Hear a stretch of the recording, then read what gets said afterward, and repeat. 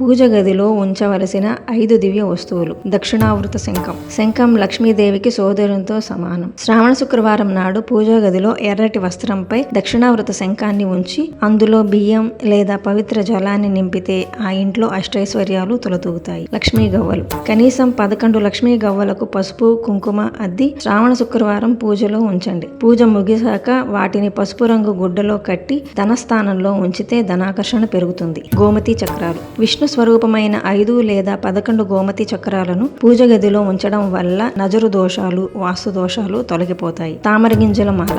అమ్మవారు కమలప్రియ. తామర గింజల మాలను శ్రావణ శుక్రవారం లక్ష్మీదేవి పటానికి వేయడం లేదా పూజలో ఉంచడం వల్ల రుణబాధల నుండి త్వరగా ఉపశమనం లభిస్తుంది. పచ్చకర్పూరం, యాలకులు. ఒక చిన్న కాంచీపురం వెండి లేదా గాజు గిన్నెలో కొద్దిగా పచ్చకర్పూరం, 5 యాలకులు, కొద్దిగా లవంగాలు వేసి పూజ గదిలో ఉంచండి. దీని సువాసన లక్ష్మీదేవిని ఆకర్షిస్తుంది.